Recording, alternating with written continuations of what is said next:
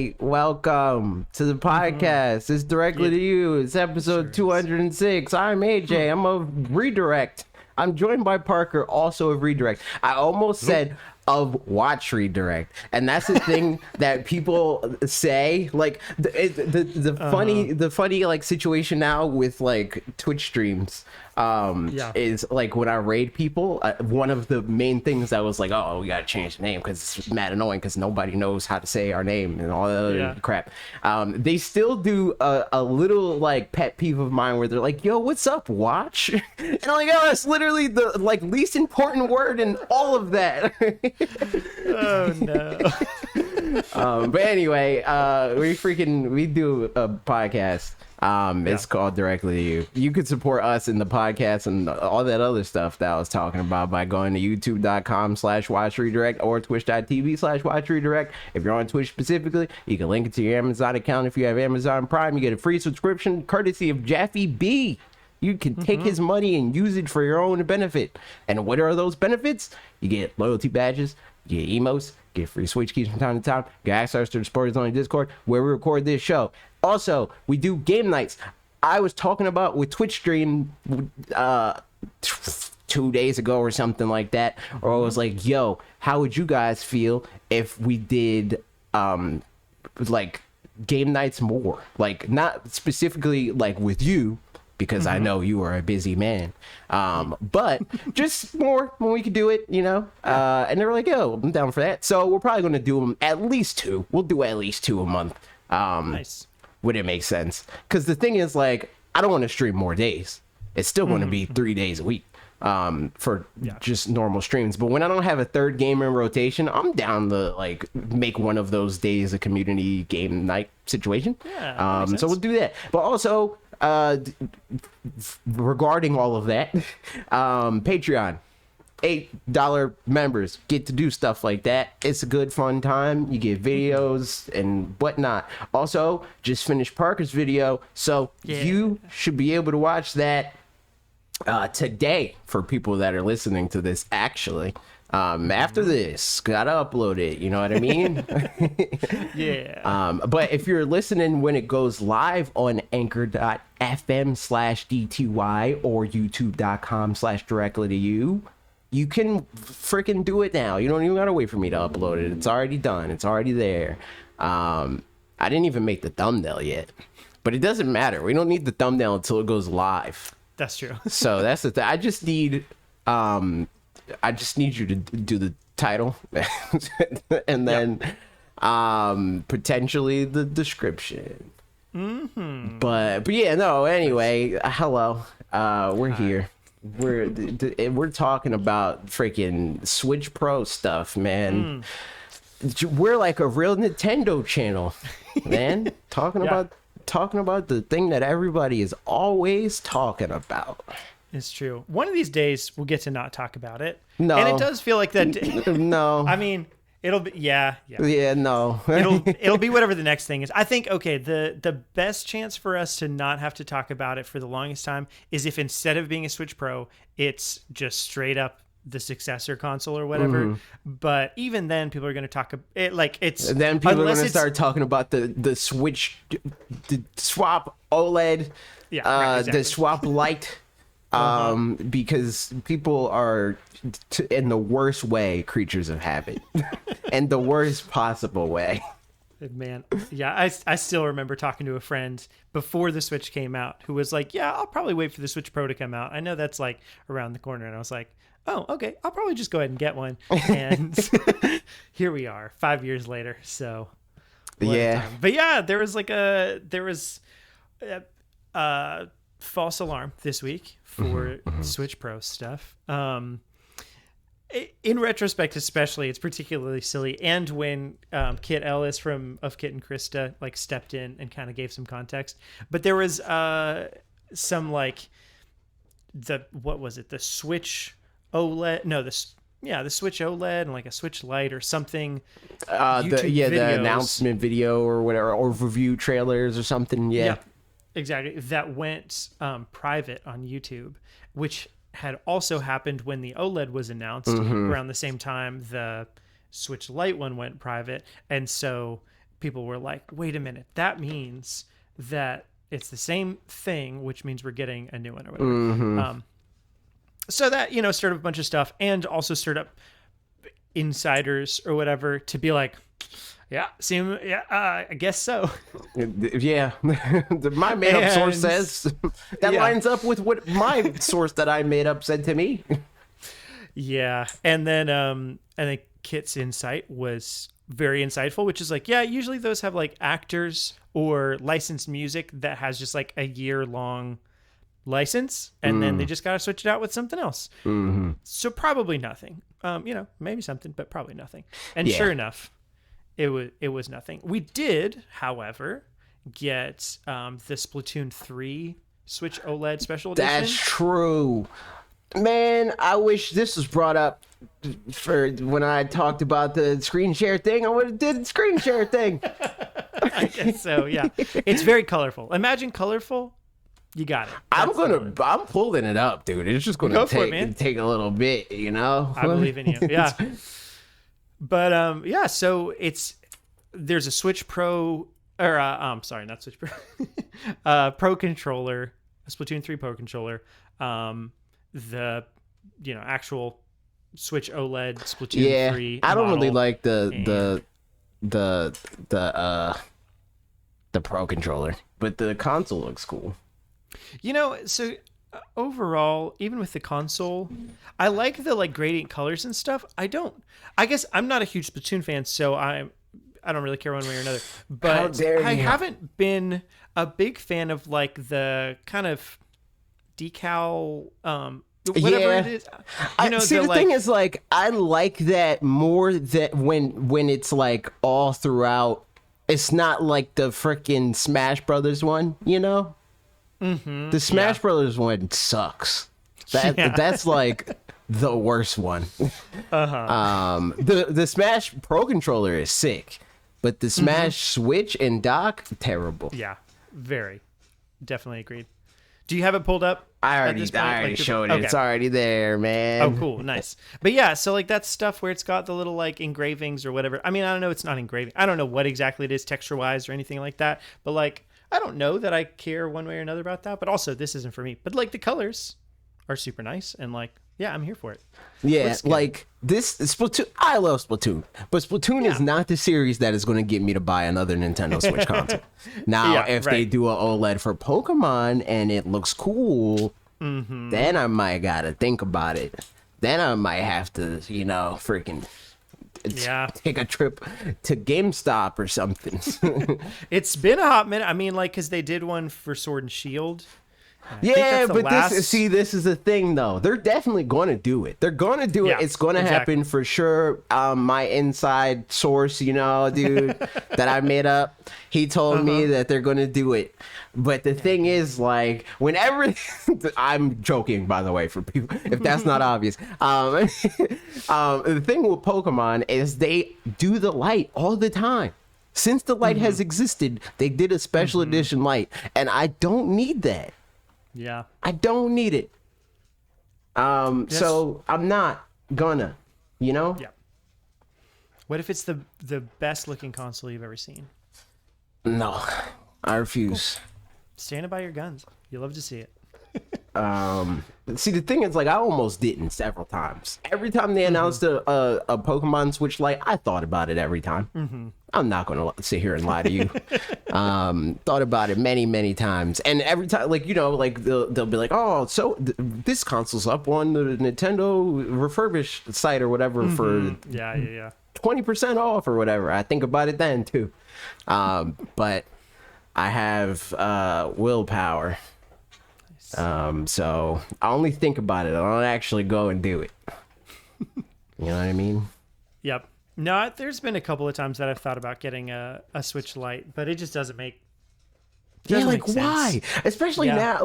The thing is, when I just had one Switch, I'm like, maybe there's some reason to have a second Switch. Maybe I can find a use for that. I have two Switches. Don't use the other one almost ever. There's been a few times when I've used it, and it's really only ever been because of my negligence to fully set up my new Switch. And that's usually regarding your account. Now that's not the case because I just was like, yo, what's the sign? But before I was like, I don't want to freaking bother him with that, and I just go in and I dock it. But now I don't use it for anything. Yeah. So it's like now I know for a fact that I would get no use out of having another Nintendo Switch console. So it's like, I don't need it. If a Switch Pro came out, you know, yes, would you? Okay, absolutely. Same. What? And that's why I want it to be an OLED, because like that's why like if they don't do a new console, which we'll get to that, we'll talk about that. We will. Like if a Pokemon OLED comes out, I'm trading mine in. I'm not gonna throw the $350 down. I'm gonna go to GameStop. I'm gonna give them my current OLED, and I'll pay whatever the difference is. Because then it's like it's 1 for 1. I don't need 2. So there we go. And I have my nice little Pokemon Switch, and that would be cool. But if they do a light, I refuse. Yep. So there you go. Yeah, that's the Splatoon 3 Switch. It's there, and so, but then to come back, because again, the Switch Pro stuff is never going to go away. Yeah. I actually hadn't noticed this one as it happened. I just found this when I was looking for articles, but apparently the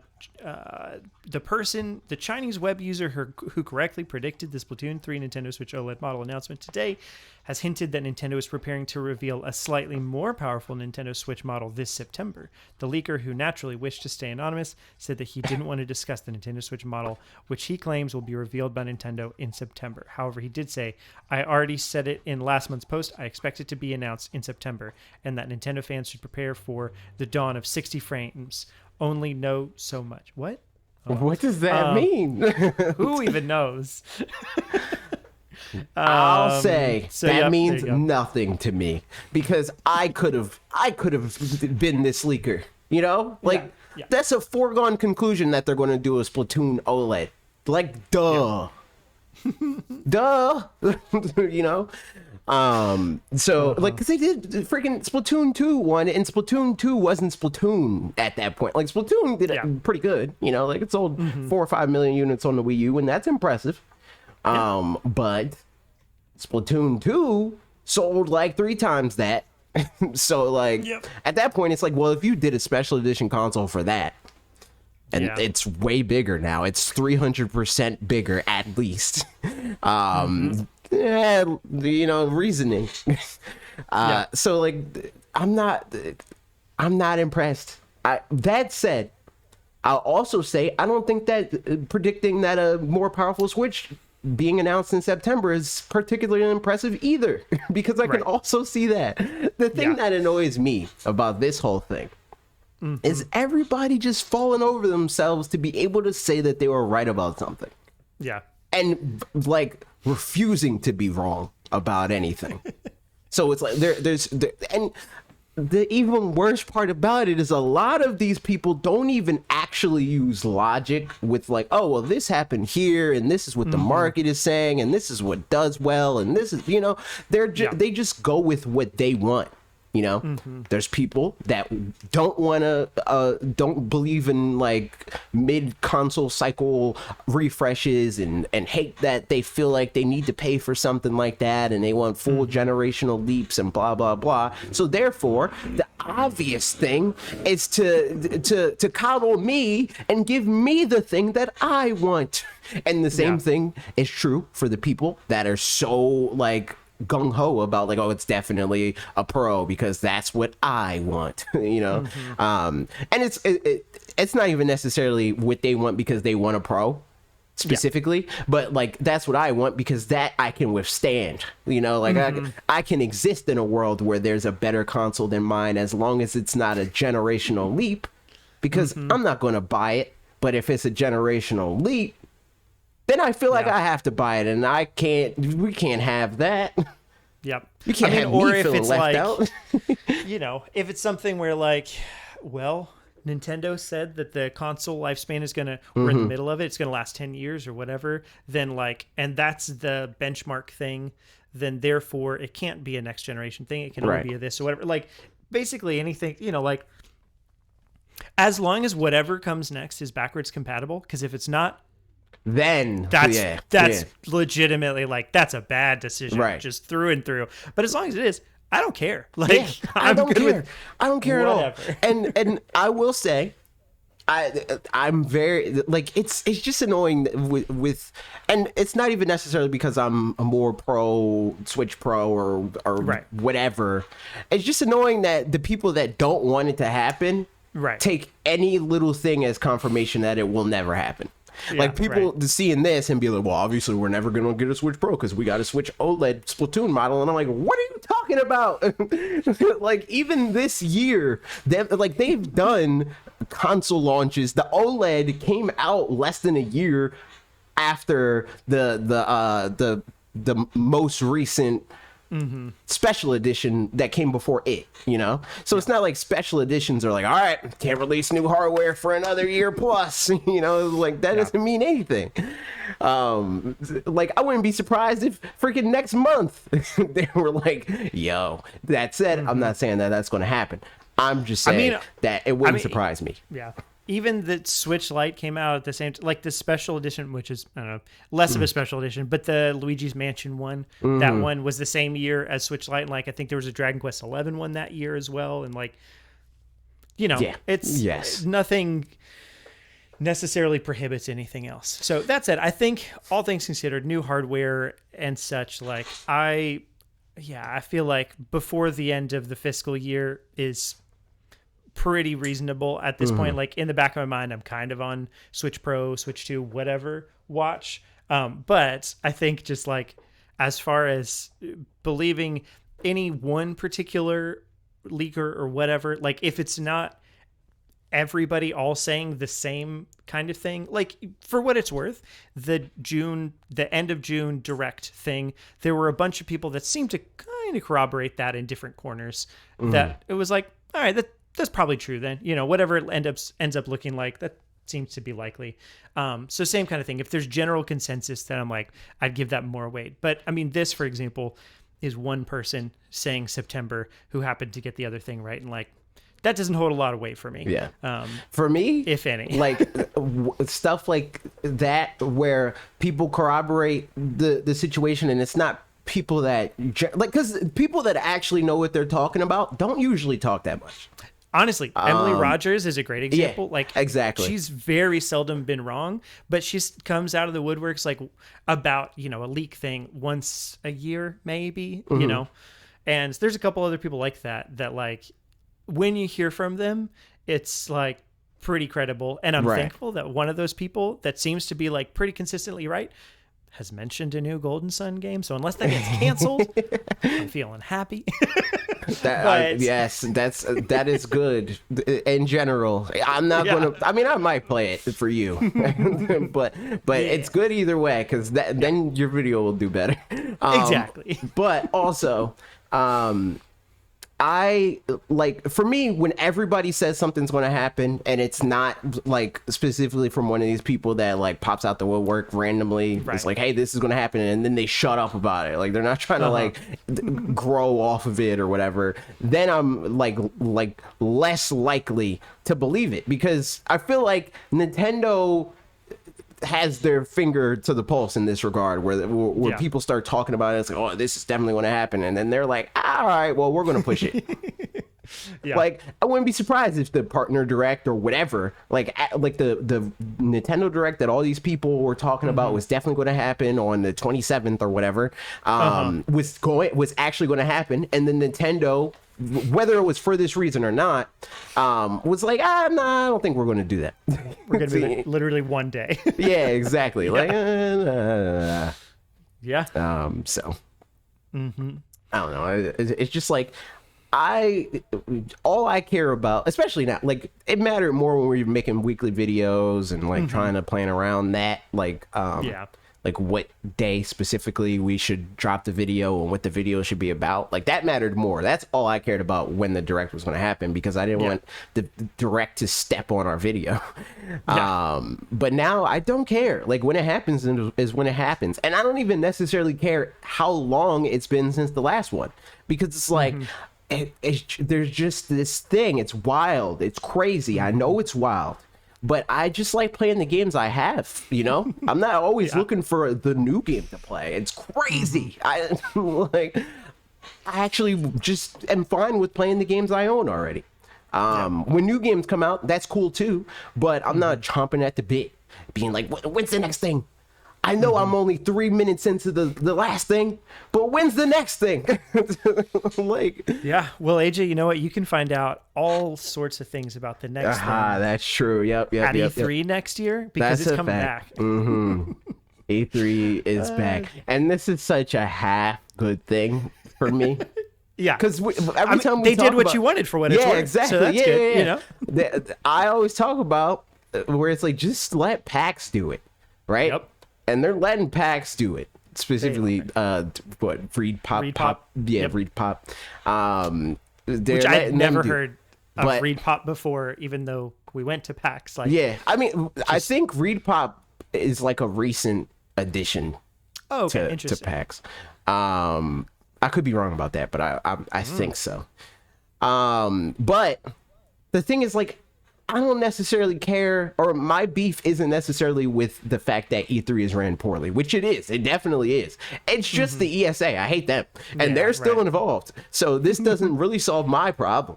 You know, like, it'll be ran better, I'm sure. But it's still ran by a terrible company at the end of the day. Yeah. I mean, hopefully it just means that, like, the ESA's name and, like, money is behind it or whatever now, but not... you know, like, but they're very minorly actually involved. No clue, but you know, hopefully it ends up being the best of a kind of historically not the best thing, at least as of late. But hey man, I don't know. Otherwise, hey, sorry. Let's just hope they don't dox anybody this year. Let's start the bar low. Yeah.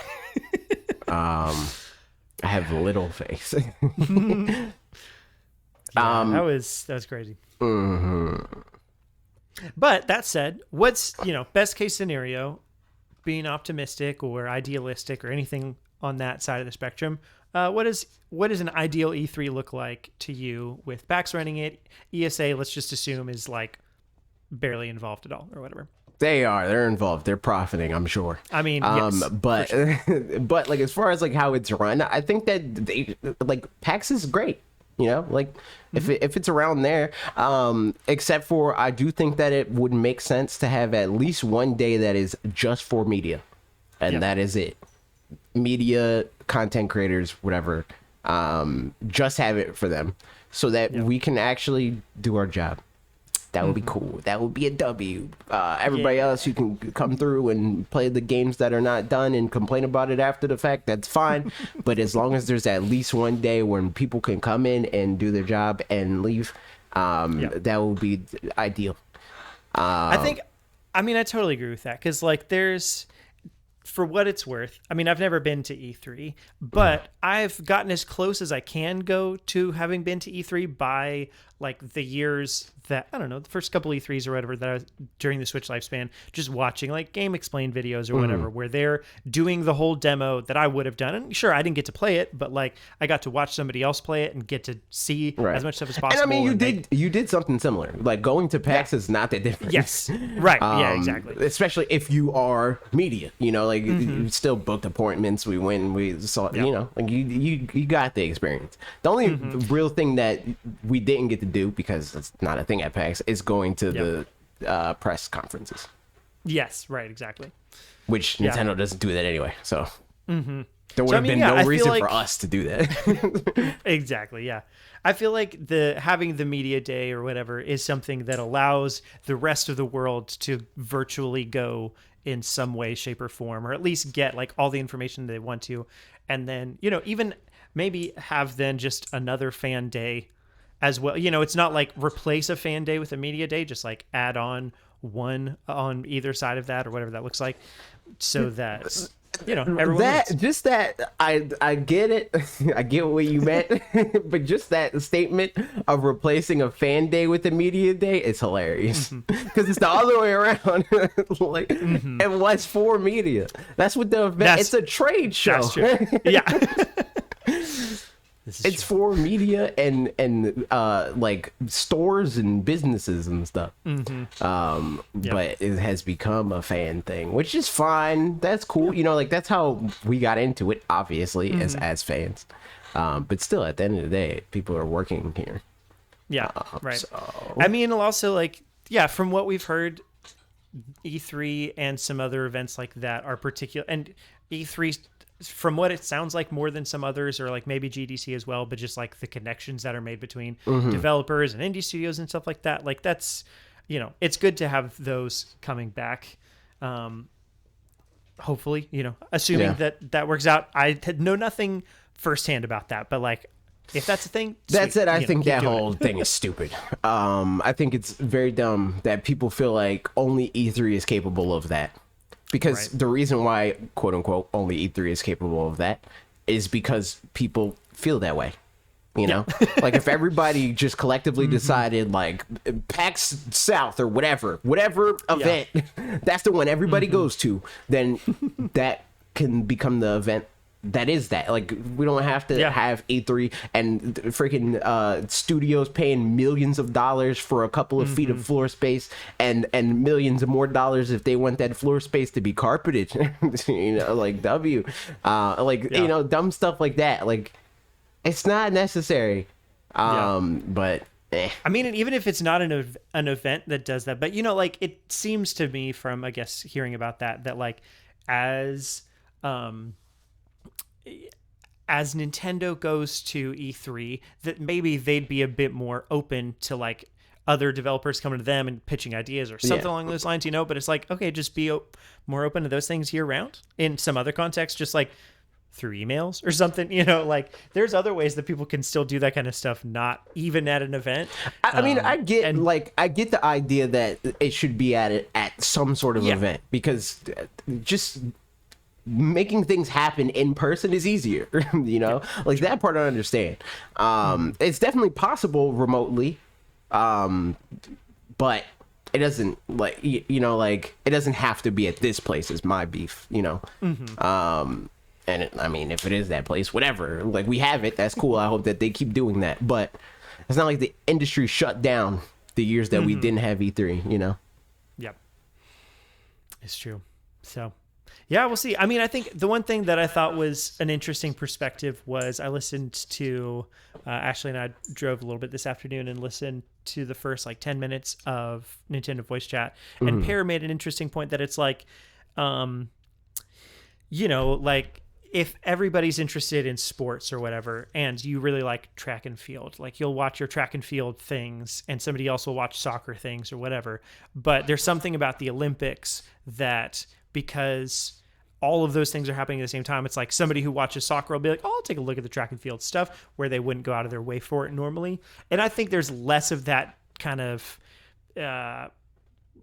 what's the word I'm looking for? I don't know. Where like everything's split up in gaming anyway. But there is something to be said for like during the Summer Game Fest or whatever, I did not watch all but literally Nintendo, Xbox, and PlayStation's press conferences.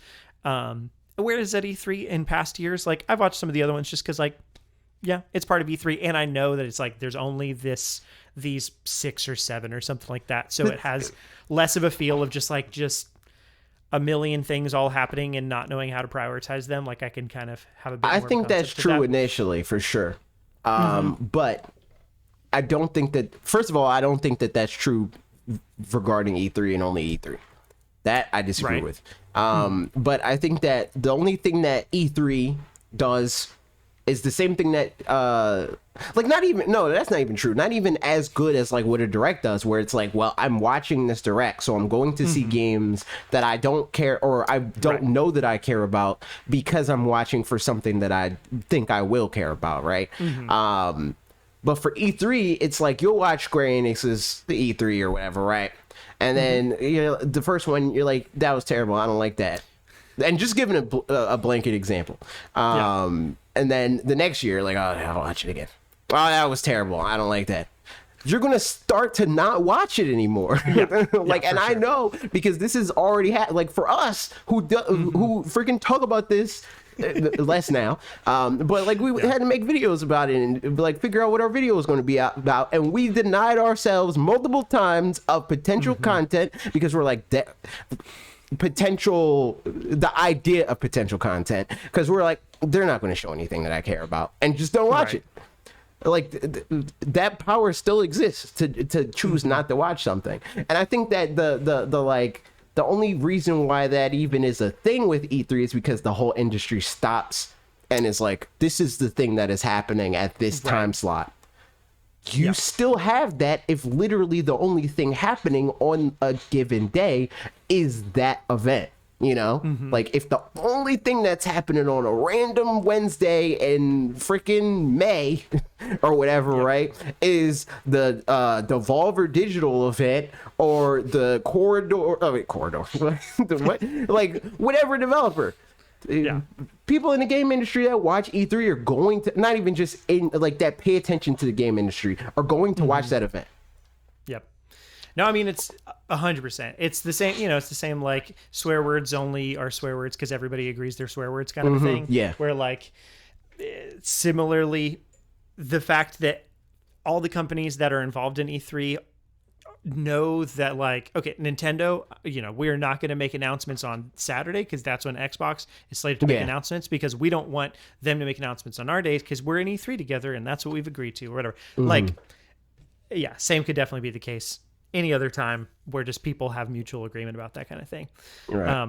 So I think the question is, even if that's possible, it does seem like it's easier to just let it be the times that it already is, easier, but not necessarily better, just because like getting all the people involved to actually change that stuff, could happen, but will it happen? Yeah, I don't know. People are lazy sometimes. Yeah. So we'll see. I just think that E3 is bad.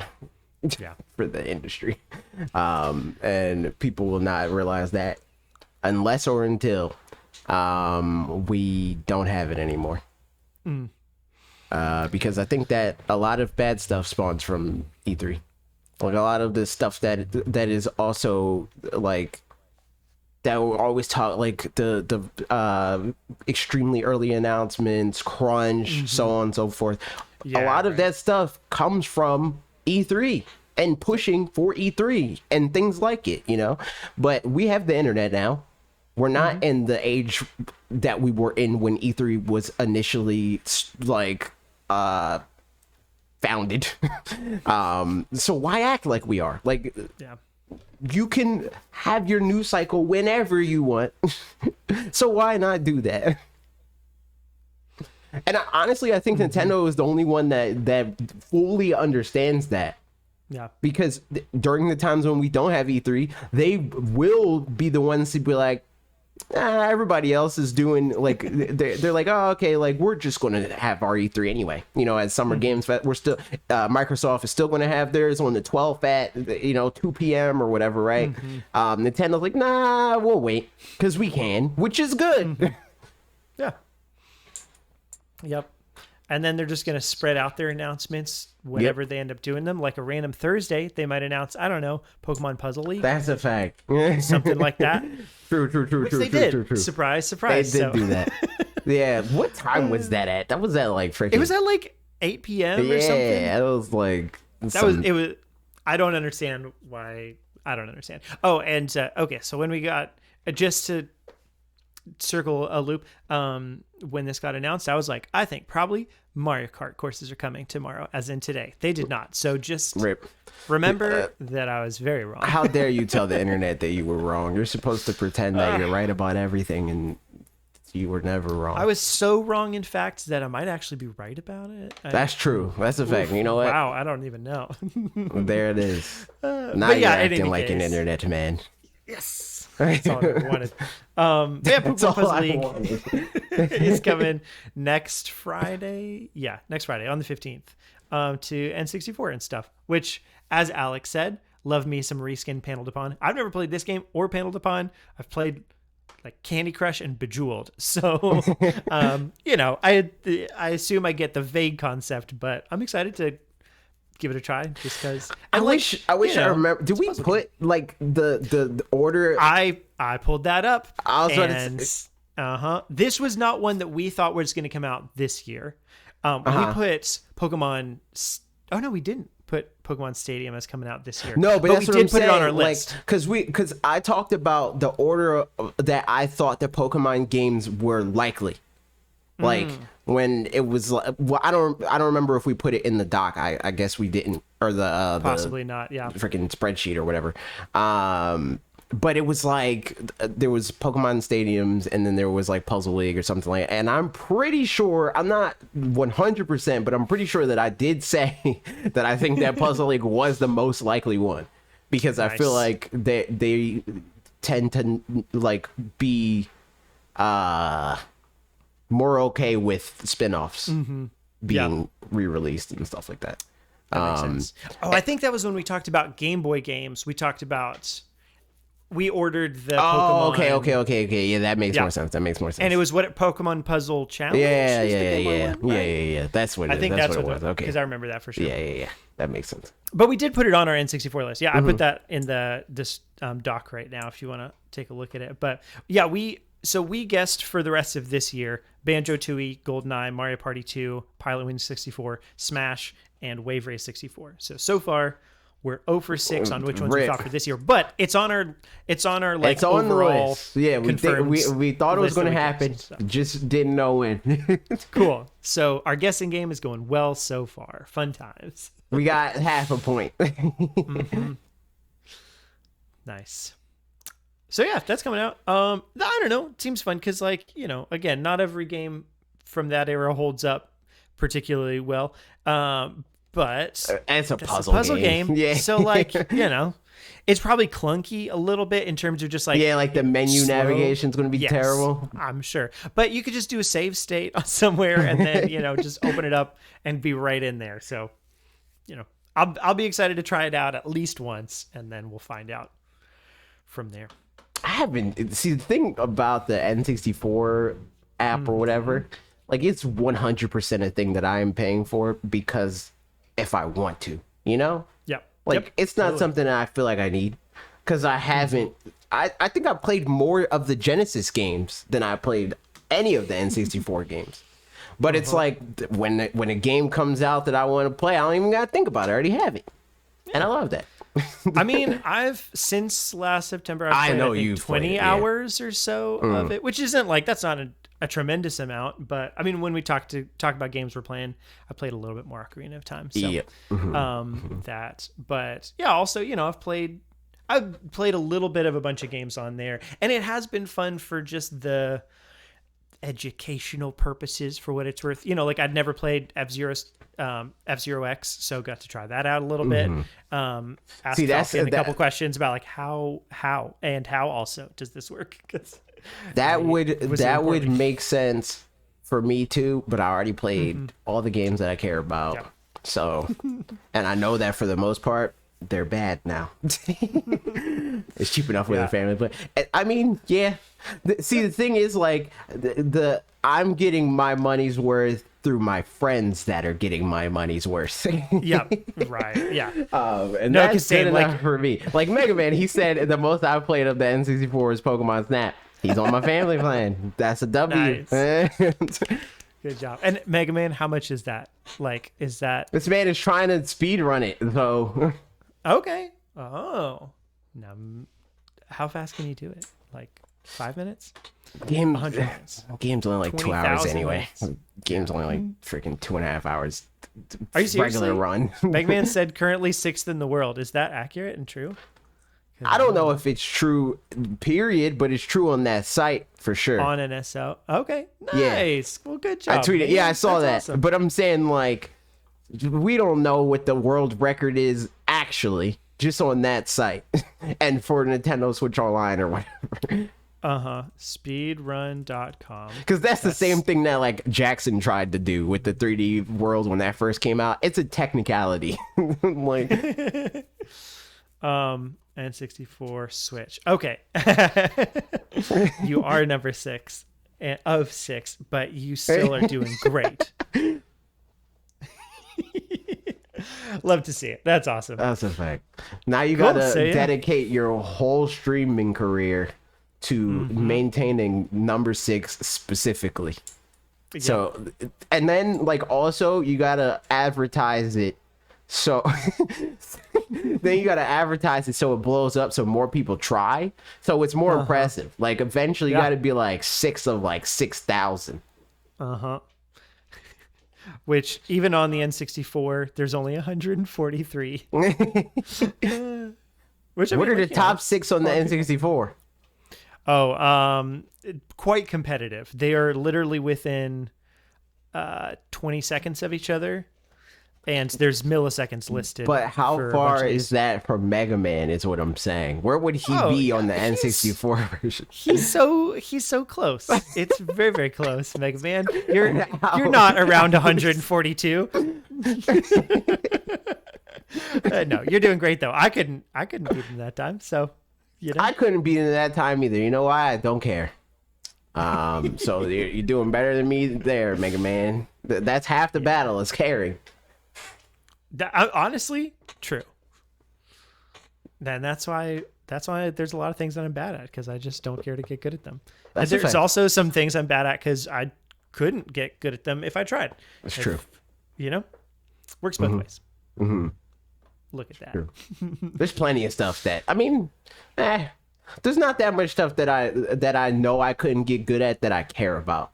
And maybe that's the same thing, you know, like maybe that's a catch-22. Maybe I don't care about it because I know I can't get good at it. Honestly, yeah, and unfortunately, that's how I feel with a lot of like, I don't know, sports or anything like that. Like, I just know my skill ceiling is lower than a lot of people's, and so I'm stubborn, you know, and all facets of the term. So like if I like something and I want to get good at it, I'm gonna get good at it. But I don't know, maybe maybe I would just freaking be chipping away at something I'll never be good at if it was something that I currently don't care about. You know what I mean? We'll never know. We'll never know. It's also interesting for me because, like, yeah, the kinds of things that I'm thinking about music, for example, where like I will say, like, I'm quite good at guitar and drums and bass. Those are probably the 3 that are like most proficient. And then I play a bunch of other instruments, but kind of just only as well as I need to, which is very often not very well. But that said, even with those, like, I'm not like a technical player by any means. Like, I don't pour my time into like doing things consistently accurately. So when I record something that's like kind of hard, I just have to do it over and over again because like I can do it, but that's how you get I just good. haven't put into for sure. But like then I just never play that thing again because like I recorded it, it's done, I did it. So it is funny. It's like just a weird. Whereas there's other people. Okay, because the thing that I think I care about more is just like enjoying playing and like writing stuff and like the more creative side of playing, whereas there's other people that are technically so much better than me, but then some amount of those people like only like have learned other people's songs and that's all they can play, which is great. That's totally fine. That's just not something I have particular interest in. They can play that's stuff another that's way part of harder it than that mine. that's another part of it that I was going to say, where it's like there's so many like facets of what being good at something even means. Exactly. So it's like, Yep. Again, I mean, it's like going to the, you know, the Kaizo Mario kind of stuff where like somebody can play a level that you have to practice, you know, dozens of hours to play this one level at all. But then somebody else might be able to be better at them just like at a standard normal reaction, like figure out what to do kind of thing. See, like me personally, I'm way more impressed by somebody that can just pick something up like that, like and figure it out than I am somebody that like just chipped away at it forever. Because like that's something that I can't see myself being able to do in a lot of things. It's just picking something up. I can see myself being the one that's chipping away at it, you know. Yeah. But the thing that's way more impressive to me is like the natural, like, just intuitive, like, I understand this. Yeah, I feel like a lot of people that do the chipping away at it thing, probably, like, a lot of that pays off also, you know, to where like it also seems to help. Or maybe it's just like the people that have interest in one also end up doing, you know, I'm thinking specifically again about like Kaizo Mario kind of people. Typically they'll probably do those levels they have for practice on, but then also play like, you know, endless super expert or whatever, a whole bunch, to where they end up honing both of those skills. But yeah, for sure, they're just that is like another part of it too, right? Where it's like when you chip away at something and you like spend a lot of time learning just anything, you get better at learning. So it makes it easier to learn other things as you go on, you know? Like, I'm self-taught with a lot of different stuff, that like video editing and like everything with the YouTube stuff, it's self-taught, you know, which is funny because I went to school for it, but I taught myself how to do it before I went to school for it. So I ended up teaching people how to do it while I was at school. So it's like my teaching myself how to edit in Final Cut or whatever made it easier for me to teach myself how to get good at Smash. They have nothing to do with each other, but it's a similar skill set in figuring out how to learn how to do something. Yep. And it's kind of like, I feel like it helps break down a little bit the, oh man, I'm going to forget, the Dunning-Kruger effect. I think that's what it's called. That's the thing, if I'm remembering it right, where you think Dunning-Kruger, whatever. I have no idea. You're not very good at something, and therefore you think you're better at it, or like you think you're more knowledgeable at something because you're not. And it's, you know, it's basically that kind of thing. Like the more you know, the more you realize you don't know, kind of thing. But yeah, there's definitely a lot of things where it's like, you know, when playing Fall Guys or whatever, like I'll play some level that I haven't played before, or, you know, fall off a thing, and like I know what I did wrong, so then I'll make sure not to do that the next time or whatever. So overall, in the long run, I'm getting better, whereas other players could like do the thing and be like, the game like cheated me out of something, so then, you know, not do that. And so yeah, but I think to my understanding also, whereas that applies kind of overall, there's also things where like you have more blind spots in one area than others or something, you know, but in any case, it's interesting. True. So yeah, Pokemon Snap. So Pokemon Puzzle League is coming out, and that's good stuff. But it didn't come out on Switch while Reggie was here because he left. But he did explain to us why there was no dual gamepad play on the Wii U. And I didn't even read the article yet. I just saw the title, and I'm enraged. Just that it never happened. Yeah. There's man, I hate y'all. Like the Wii U, like when they announced the Wii U, I was like, yo, this could be sick. But it wasn't, because it flopped. So they didn't get to like, and I think that a lot of it is because they took so long to come with the good ideas. You know, like I feel like if like freaking Mario Maker and Splatoon were like launch titles, I would have had a way better trajectory. Honestly, yeah. But yeah, no, that was just another one of those things. Like when they announced the Wii U, like the Wii U was like the first game like the Wii U in a lot of ways is why I'm doing this right now. Because every other game console, like I was a very casual gamer in a lot of ways until around the Wii U, where like the person I was dating at the time, when I was talking about buying the Wii U, she was like, don't buy it, you're never gonna play it. You know, like that sort of stuff, right? And I'm like, look at me now, LOL. But yeah, no, that it was just, there was so much of that with like the gamepad and thinking about all the stuff that could lead to, you know, like so many the first video that I made, the Pokemon video, was a version of that, of like me being like, oh, that's sick, the gamepad, and they could do this with that, and they could put this on that screen, and blah blah blah, and they didn't do any of it. And the 2-player gamepad thing would have been freaking dope. Yep. Yeah, honestly, like you said, I feel like if they, because I mean, thinking back, obviously there were some games that used the gamepad at the beginning, but like even Super Mario Bros. U having the gamepad to like create platforms or whatever, like that's kind of lame. Yeah. And some other stuff, like I feel like you can have gimmicky games like that, but like, I mean, not that the game itself, the implementation there is gimmicky, right? But I feel like having something that really like takes advantage of it in a stuff that like kind of made it feel like or to me, the potential of the gamepad was that it could be an extension of the world of the game. So like seeing stuff like Watch Dogs, if they actually use the gamepad in the way that that could have made that game an extension of the game on the gamepad, it would have been the best version of the game. I don't give a crap about any of the technical side or any of that. Like just being that immersed in it in that way would be sick. But they dropped the ball.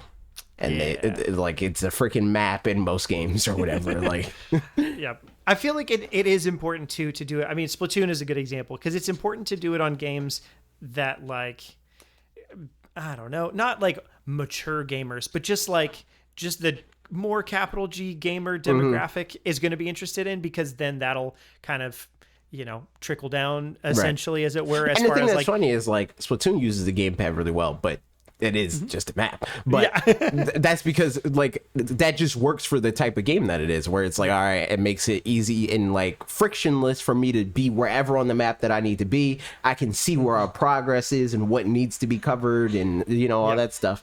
And it's at a glance. I don't have to like pull up a menu, that's why that worked in that way.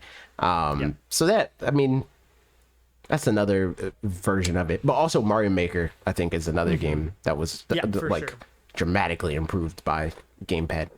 And just by the fact that they were just more quirky and LOL with Mario Maker 1 than 2. They turned into robots on I freaking hate this because it's like goes into like auteur worship territory, but like I feel like a good analogy is like Mario Maker 1 is like Steve Jobs made it, and Mario Maker 2 is if Tim Cook made it. Like it's like way more mechanical and like by the books, and like our focus group says, then like this just feels good, man. Yeah, that's a shame. Yeah. So were there any games that they even talked about at any point having dual gamepad? Because I know that they talked about. They just talked about it being a thing that was possible. They never said like this game will use it like this. Just like this could be a thing that we do. It is technically possible. So Reggie said the reasons it never happened was, first, as most suspected, the install base of the Wii U was just too low for Nintendo to explore the idea. Building the functionality would have been too costly an endeavor considering the Wii U sales. And second, the Nintendo never had an idea for a game where you needed two Which is Wii crazy. U pads. And if you're going to work on that kind of functionality for a system, you certainly need a game to showcase it. If Nintendo couldn't come up with anything worthwhile, they simply weren't going to spend the time making the functionality possible. Yeah, no, that's wild. Yeah. That's wild. Nintendo hired this man. It feels like, I don't know. Off the top of my head, nothing like specific comes to mind, but even just like certain kinds of co-op in games that need it, like a Star Fox co-op kind of a thing for Star Fox Zero in and of itself. Like that feels like that would be easy, but past that, I don't know. Yeah, like giving each player their own set of information, just that alone, I feel like is a gimme of it being. The thing is, and maybe this is what they really mean by that, is like they would have to, like, it would have to be freaking sick, because gamepads at least would be like $80 at least. Yeah, like, so you'd have to make it feel like it's worth buying that controller for that. And I feel like even that is low. Like I wouldn't be surprised if a gamepad was like $100 back then. Because I think like replacement gamepads were like $80. So like just to buy a new one, like inbox and all that stuff, it'd probably be like 100, 110 or something like that.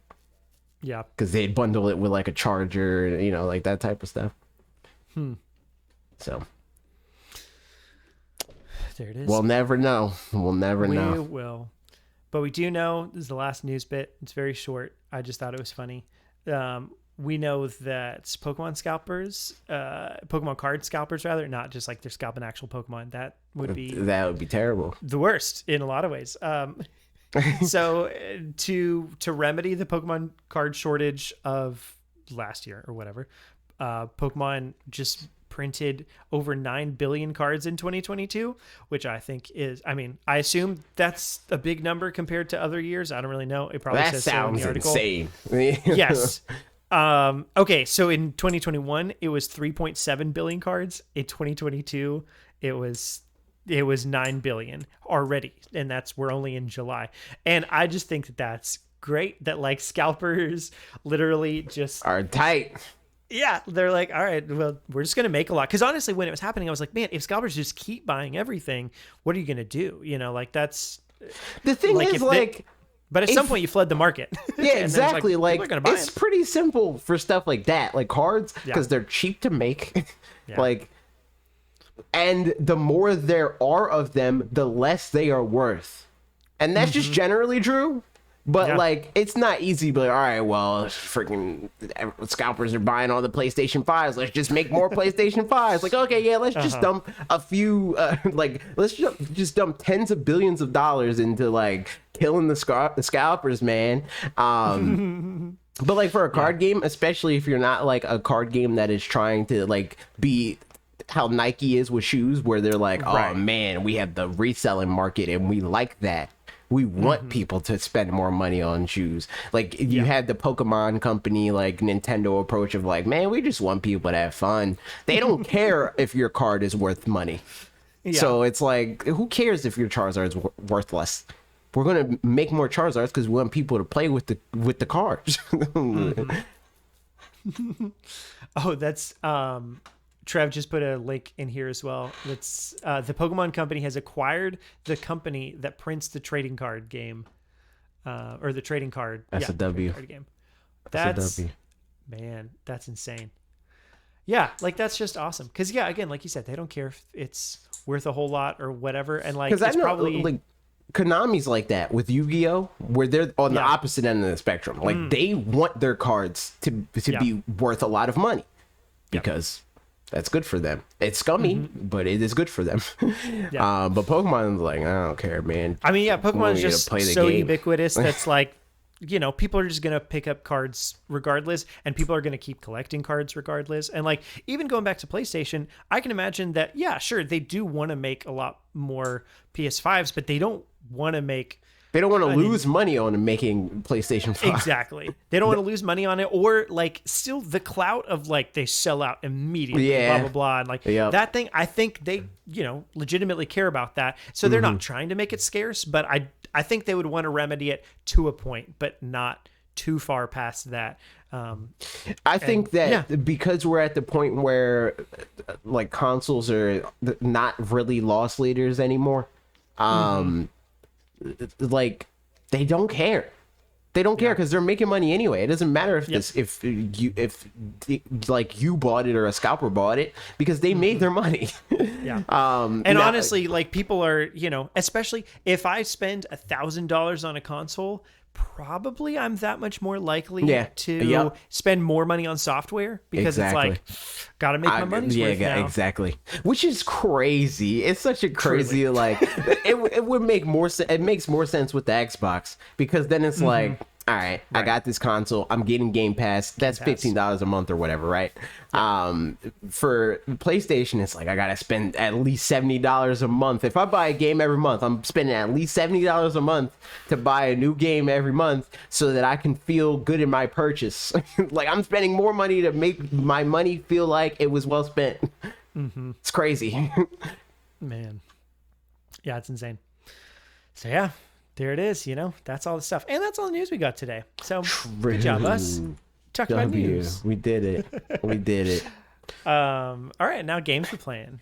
Pro let's games. Okay. You got anything fun? Speaking of Yu-Gi-Oh, the creator of Yu-Gi-Oh unfortunately passed. That was very sad. And I was like, man, I haven't played Yu-Gi-Oh in a minute because I got too high in the rankings and it became toxic. And I don't freaking, like I have no aspirations of being good at Yu-Gi-Oh. So like once it got toxic, I was like, I don't care. I could have made a deck that was like, okay, well, freaking, you either beat them or you join them and get, also be toxic. I just stopped playing the game. And then, multiple seasons passed, and now I'm no longer in the high ranks. So I was like, Nice. yo, W. But also, they added new cards, which a lot of them I'd assume are old cards at this point in the real world, but they're new to the game. And there's this hero card that is a toxic card. It's super toxic and everybody hates it. So I was like, yo, this is best of both worlds. I can fight my enemy and still use the cards that I want to use. Yeah. So I'm in the rookie rank now. Actually, I'm in silver because I have this toxic card. And it's crazy, dude. I'm just freaking tearing it up. And we'll see once I get back in platinum. We'll see if I hate my life still. Like I did the last time I was in platinum. Yep. But yeah, for right now, I'm like dipping in Yu-Gi-Oh every once in a while. And this time I'm playing it sometimes on my iPad. Because I was playing it the first time before I got in platinum. Does it carry over progress? Yes. I assume. Yep.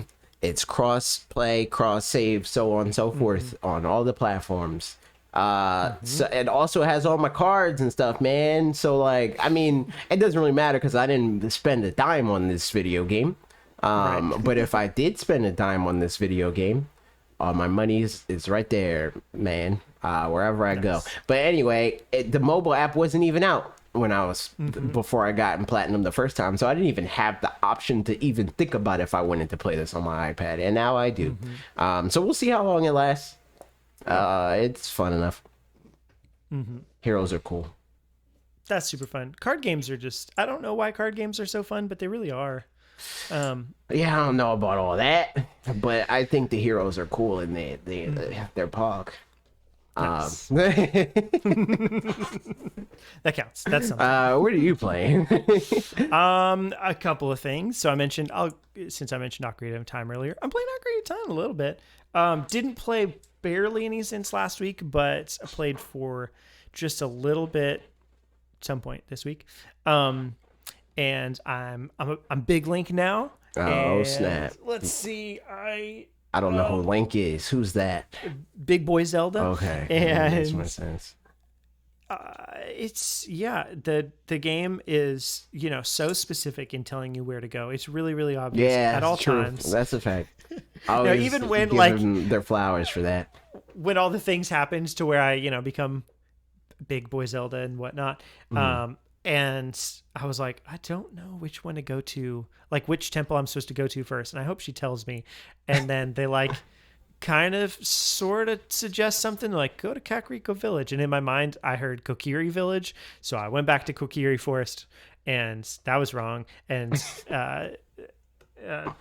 Navi was like, didn't Sheik say you should go to Kakariko Village? And I was like, I am right there. You crazy? I was wrong. So I went over there and I'm not totally sure what I'm supposed to do. But I'm talking to some people, figuring out some stuff, learned a little diddly. Trev said, I started using a walkthrough and I got to tell you, the quality of life improvement is huge. Yes. Honestly, the second I don't know where I'm going, I have no qualms with opening up a walkthrough. I like to just with friggin' Breath. Well, granted, with Breath of the Wild, I didn't have to do it the first time that I played it. I mean, with the base game, I didn't have to do that because you don't really have to do anything except for fight Ganon, which is right there. So it's I don't got to figure nothing out. I'm just going to wander around and do stuff until I don't feel like wandering around and doing stuff. And then I'm going to beat up the ghost man and then I'm W. But then once the DLC came, there are very specific things that you need to do. And they're more cagey about those specific things. So when they did that, I'm like, I'm going to a walkthrough. I don't even care. Totally. Yep. Now I tried with Breath of the Wilds. Yeah, I think I tried to 100% it. Well, besides Korok seeds, I got half of those, but that's still a whole half that I didn't get. And I think there were 4 shrines that I couldn't get, that I couldn't figure out without the walkthrough. Or actually, no, not even a walkthrough. I had to I looked at a map and was like, where am I missing a dot? And what doesn't line up with this other place? And yeah, finally found those by looking at another map. But some of them too were the kinds where it's like the shrine's over here, but you have to do something all the way over there in the overworld to do whatever, and then it's a blessing shrine. I think 3 out of 4 of them were that kind of thing. But all that said, yes, I feel like I had to use the internet because I am too blind for that. So I just posted and I was like, yo, what am I missing? And then Virus Frame 1 was like, oh, you're missing this and that. And I was like, oh, that's all awesome. right. Love to see it. But yeah, no, I'm totally fine using walkthroughs. And I'm having a fun time playing through this game again, just getting a nice little dose of nostalgia. And yeah, it's fun times. So that's that. I've got more games, but you have any more? And then we'll back and forth. Am I playing anything else? I'm playing Super Smash Brothers. I talked to you, and also I talked to chat, where it was like, yo, I want to freaking, because so there's, at a mall near me, that's where they have the Smash local. Yes. And I know the guy that owns this place. Nice. And I used to go here, but then I stopped, which I didn't really go there for the Smash local at the time. I just went to help him with his stuff, and talk about the YouTube and all that, because he's like really into that whole situation. And I was like, yo, I should freaking go to that. So I posted in a Facebook group and I was like, when does this happen?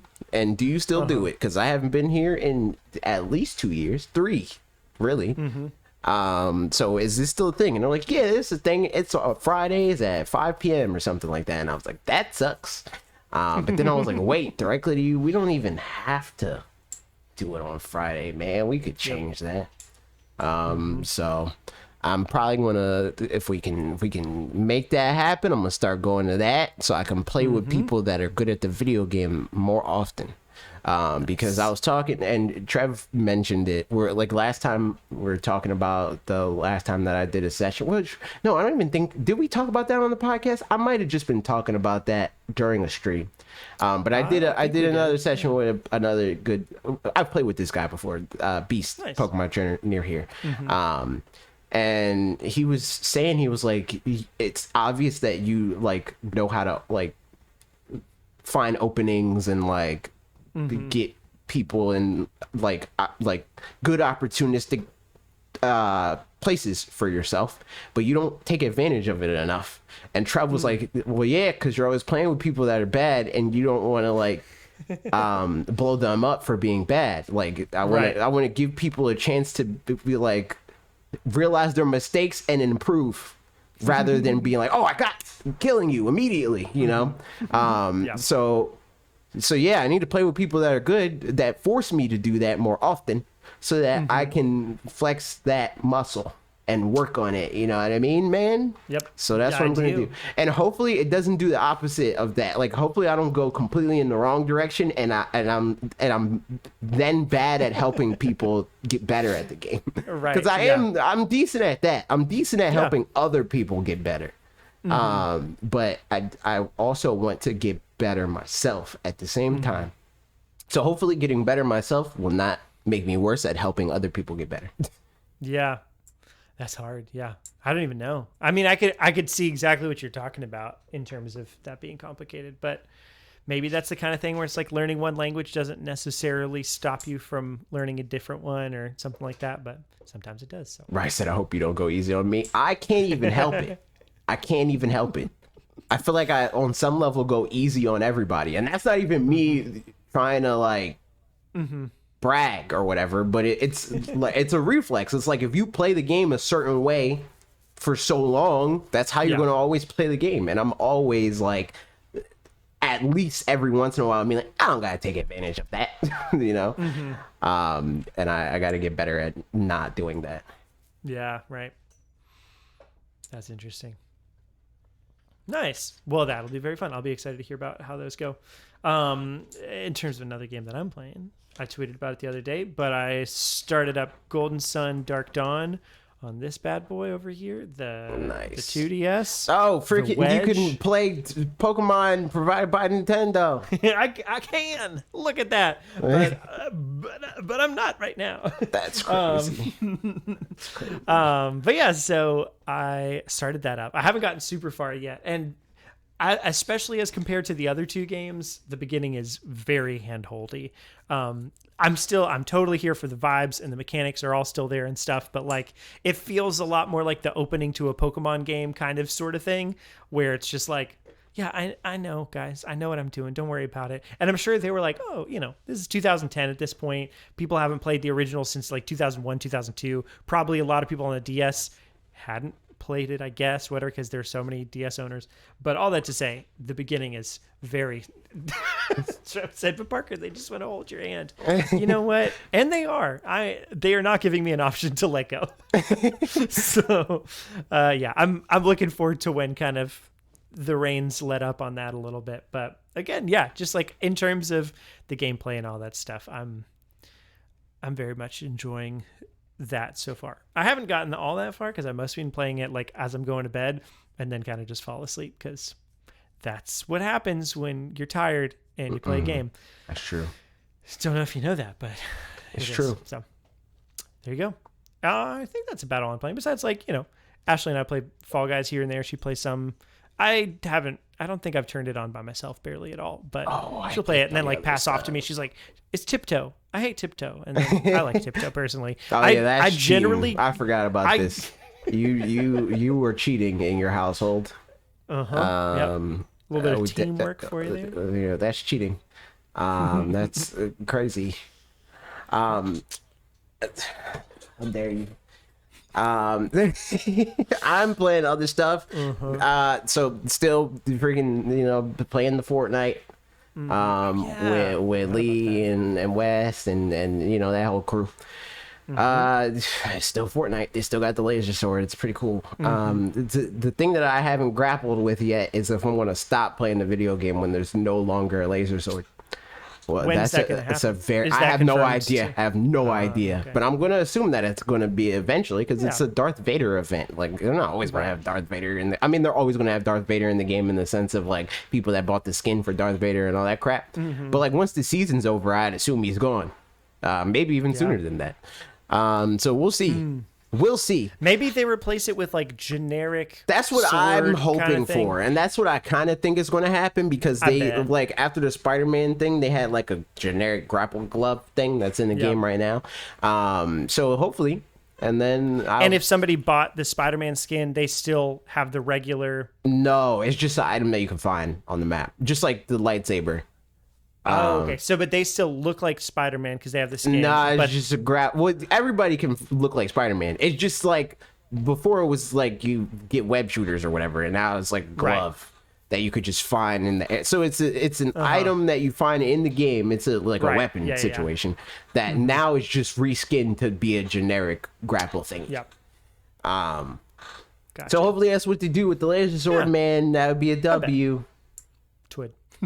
But freaking, I wish laser sword was a pickaxe. That would be cool, but not as cool because the pickaxe is not a good weapon. Plus you can yeet the freaking. Apparently you couldn't do this with the original laser sword that they did the first time. You could only specifically do it with Darth Vader's lightsaber, but you couldn't freaking yeet it, man. It's dope. Nice. That's fun. So like if you're fighting somebody that has like a SMG, anything really but like a shotgun or like a heavy sniper rifle, you can reflect the bullets and you can yeet the sword. But if you're fighting somebody with a shotgun, you can't reflect that, man. You're going to get effed up. That's how you kill Vader. You like either you run up on him, you snipe him, or you hit him with a shotgun. He can't do nothing. He's effed. And then you kill Vader and you take his lightsaber, and then you raid the stormtroopers' quarters for their mid gun. See, this is the thing that they try to do, the tongue-in-cheek situation of like, LOL, stormtroopers always missing. It's because that gun sucks. So does it have like terrible aim and stuff? Terrible. It's terrible, but it has unlimited ammo. That is fun. So like, it's still that's Also on point. That's Yeah. a W there. So it's like I pick it up a lot of times because it's like I don't care if I miss if I'm able to just like I'm just going to camp you and like you'll die Yeah. eventually, you know. So yeah, playing that, and then also yesterday we freaking we played Teenage Mutant Ninja Turtles on Gamepad. Nice. The new one? Yes. Nice. What do you think? It's a fun game. Half the time I didn't know what was going on because we had a full 6 group of people. And it's like, you know, just smashing the button. It's like whatever. I don't really care for beat 'em ups that much, but like I'll play whatever. As long as people want to play it, you know, like like I'll like play stuff that I don't want to play in social situations often. And I don't necessarily not want to play Teenage Mutant Ninja Turtles, but it's not something that I would opt to play by myself. Right. So For what it's worth, I hear that it's got like kind of fighting game combos and stuff like that, to where maybe there's I don't like beat 'em ups either. I mean, I know I've said this so many times on here, but like, yeah, I'm just bad. I don't like. I'm bored by them. I'm bored Also by them. That's the thing. It's like I hear that you can do combos and stuff. I don't see that. I just see that you press the X button. Like that's the attack button. And I like even asked. I was like, is there another button to attack? And then they're like, oh, you press Y to do your special. I'm like, that's not what I mean. Like I'm trying to like freaking like how do I forward tilt? Yeah. Like, right. It's freaking. We'll never know. It's freaking dumb. But yeah, I played that. We got like 15 levels in, and I was like, all right, I can't. I gotta go. Yeah. So we were done with that, and I think that's all the games I'm playing. Oh, Pokemon! I freaking beat the last 2 gym badges, and I'm pissed because first of all, Bev Girl died, and that was unfortunate. I'm not even entirely sure how Bev Girl died. I don't remember. I always get it mixed up. It was either during a wild encounter that I was trying to catch something, or it was during a gym battle, but I don't remember which one. I'm sure people in the Discord chat will remember because you're arrogant, I'm sure. Gordy, it was Gordy. Oh, yeah, that's what it was. It was freaking no, Bev Girl didn't. Bev Girl was how I beat Gordy. That's how Endangered died.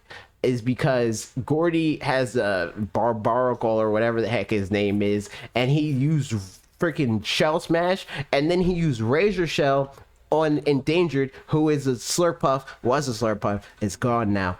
And it got a critical hit and killed me 1 hit. It was effed up. So Endangered died, true to their name. And then another Pokemon died, but I didn't really care. I was like Baltund. I don't care about Baltund that much. I was like, whatever. Like, I had. This is the thing that's also terrible. I have a lot of extra Pokemon, but most of them are useless because they're all either water types or electric types. And then I have like 2 Pokemon that are not. Oh, Bob also died, but his name was Robert. Robert, oh yeah, Scootish died, but that was that recent? I feel like that was that. Oh yeah, that might have been on Monday. Scootish died too. Yeah, he died, and I think he also died against Gordy. But yeah, the Pokemon died, but the run's still going fine. Nice. I beat the last 2 gym badges. Next thing to do is freaking beat up the crime syndicate of whatever sort, and then beat the Pokemon League, and then we're good. So we'll see. Yes, we'll see.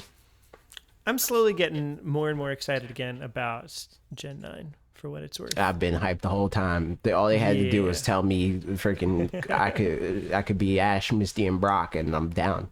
You know, it'll be fun times. Yeah, I'm still really curious what the multiplayer stuff is supposed to be like, you know. I already told you, man. I predicted it all. I already told you exactly what it is. The only thing that I have any questions about is like if they let you just do gym bat, like if I can go in your game and then we can both like freaking do the gym. I'm gonna be mad if they let you do it and it's only like a co-op thing, because I don't want to do the gym with somebody. Like I want to be like, all right, I'll do the gym. You can watch me do the gym, and then you do the gym, and I'll watch you do the gym. But like if you can only do it in this co-op, even if it's like significantly harder, I don't know if I like that. Unless they're like make it mechanically interesting somehow, in which case I wouldn't be surprised if it was the former, for the reason that even in Arceus, when when you're doing a battle, you can like walk around outside of that battle and stuff. So similarly, I wouldn't be too surprised if you could, like be spectating a battle from, like, if I'm in your game and you have the battle, you can walk around it. So like I should be able to kind of walk around and see it as well, even if I'm like in the spectator area or something like that. Yeah, that feels like Trav said, yeah, but for the sake of helping youth, it's ideal. Yeah. That's why having the option would be cool. Like if it's the option, I'm like, all right, I'll help you do the gym, but I don't want you to help me to do the gym, Yep. I mean, the more dynamic gyms can be overall, where it's like they can scale depending on your level, your number of gym badges, the number of players that are in there. Like, all right, we can do it like singles, doubles. I think triples and quadruples would be a mistake, so probably not that. But something like that. Then that'd be cool. I mean, then again, quadruples technically in Pokemon Sword and Shield, the Dynamax raids or whatever, those are quadruples. So it would have to be a true. I mean, whole different triple mechanic, battles are a thing. Yeah, right. Yeah. So I don't know. I'm down. Yeah. The thing is, like, I've been waiting to use. I got this other voucher. I'm probably just going to get 2 more. Like, I'm going to do it anyway, but I'm probably just going to get the 2 more like now. Yeah. So I can just get the games that I want and not even have to think about it anymore. But I've been sitting on the second voucher that I got for Strikers, and I'm probably going to use that on Splatoon because I think that's the next game that comes out that I care about that you're not going to get. Or not that you're not going to get, but that I know I'm going to want, and it doesn't really matter if you get it or not. I'm still going to get it. But like Xenoblade, I might try that if you get it. Like that sort of thing. So well, the next thing, I mean, either way, I think the next, unless we get some type of direct that announces a game that's coming sooner than Splatoon, I think the next game that I'm going to get is Splatoon. So I might just use the voucher on Splatoon. But I also got to get Scarlet, because me, Trev, Youth, and Alec are going to get the Scarlet and Violet, and like I get Scarlet, I think Youth is getting Violet, I think Trev is getting, which one is, I don't remember which one Trev and Alec are getting specifically. Violet for Alex said Violet. Okay, so yeah, that's that combination there. So I'm going to get it digitally with the code or whatever, and we could play it the day before, which would be cool. But also I think I might just get the double pack just to do it. Yeah. I'm debating. I don't know if I'm doing that. I might as well do like the steelbook thing. I'll probably do that. Yeah, that's fine. So then you would have to have it physically, though. I know, kind of gross. But that's why I want to buy it. That's why I'm getting Scarlet through Narnia. So then I still have the game that I'm going to play digitally anyway. Like so you'll have 3 copies of Pokemon. Yes. Yes. I mean, it's not unheard of. Yeah. I mean, and it's the thing is, like, I used to buy, like, for Pokemon games my entire life, I would get the double pack, and then almost always I would give the version that I didn't care about to somebody else. So that might be what happens here. I might just give Scarlet to somebody, not because I don't care about it, but because I already have it. You know what I mean? So that'll just be for somebody else. You know what I mean? Yep, that's funny. There it is. Games, All right, and then lastly, let's move into this little thing we call Q&A. True. Yeah. That's a fact. Oh, I didn't even change the thing. I forgot I had to do that. All right, there we go. We're on Q&A now. Nice. Imagine I didn't change it to while we're playing. That would have been annoying. I would have been the only one angry about that, but I would have been angry. Accurate. Very true. Yeah, cool. So we got some questions. Here we go. First up, Chronically Cal. I mean, this one's probably relevant to what we were just talking about, at least for you. Chronically Cal asked, if you could design any special edition Switch, what would it look like? I want the Pokemon one. I don't necessarily care about like like the color Joy-Cons and all that crap.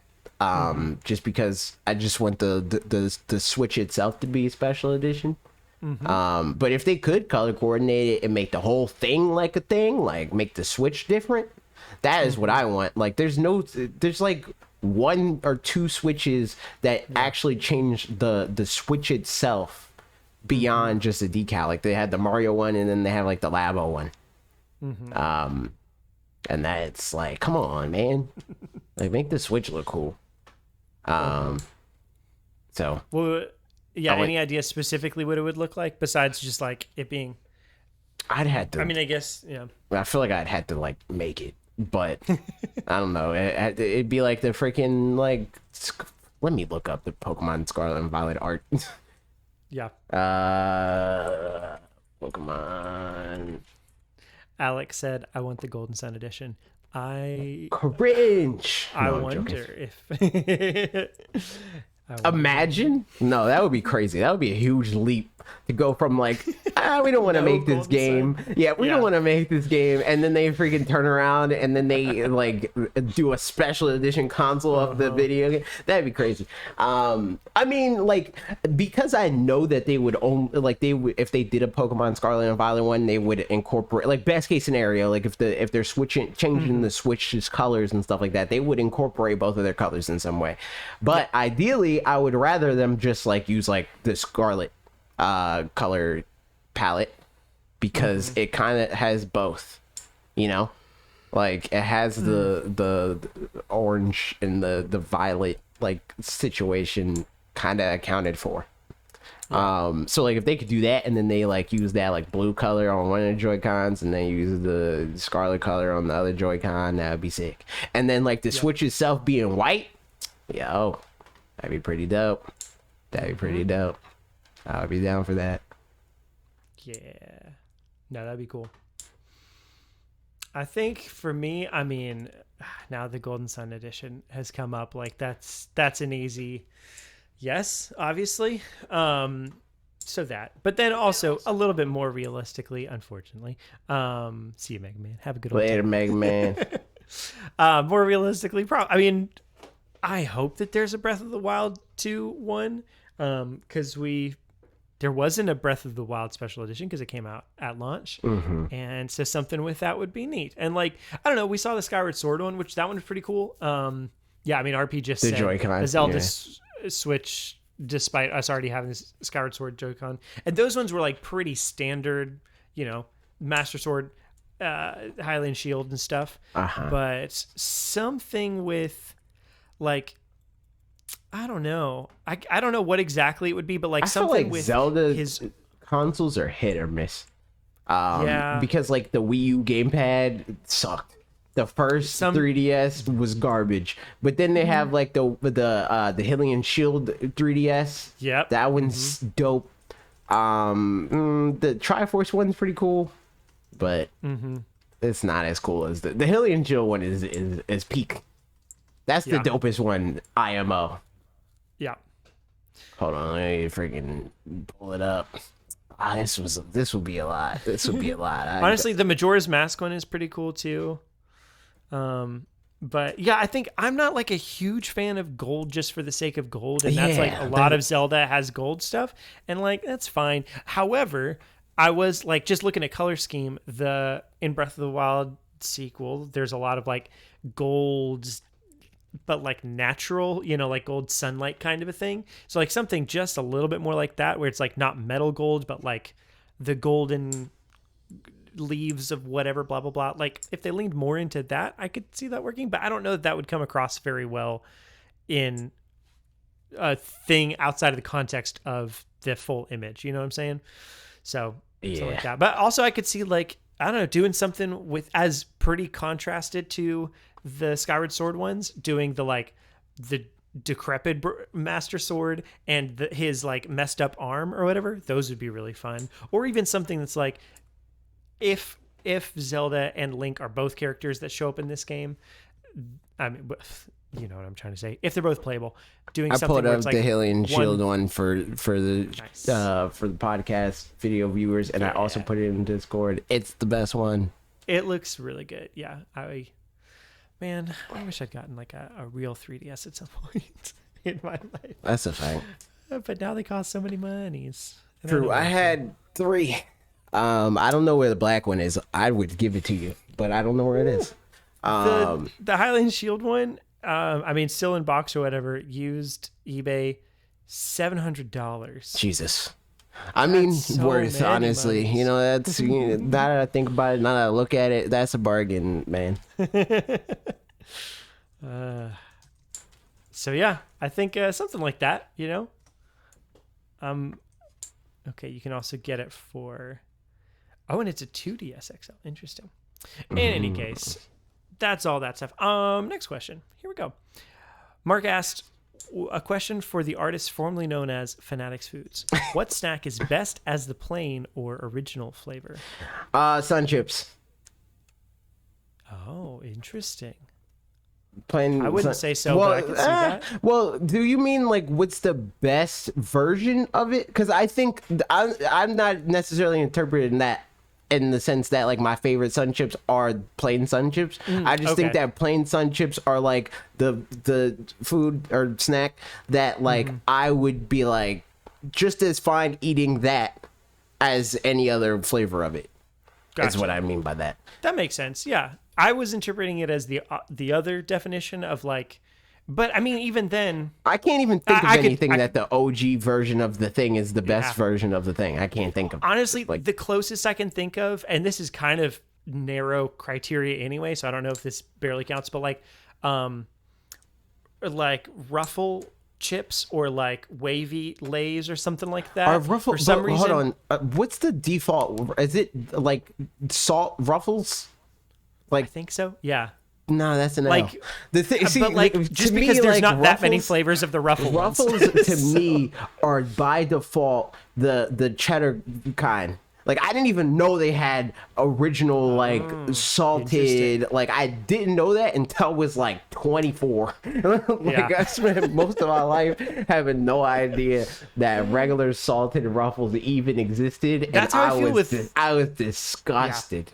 That's how I feel with Bugles, how where I'm dare like, you? to me, nacho cheese bugles are the original flavor, and then to come to find out that there's an original flavor that's like just salt and Yeah, that's disgusting. an L. That's such an L. Why would you do that? I can only think of the opposite, where it's like either Yeah. the thing is like best case scenario, it's like all right, fine, you give me like freaking original Lays or whatever. I'm like, okay, this is fine. I wouldn't if I went and bought the chips, I wouldn't have bought these. I would have bought like barbecue or something.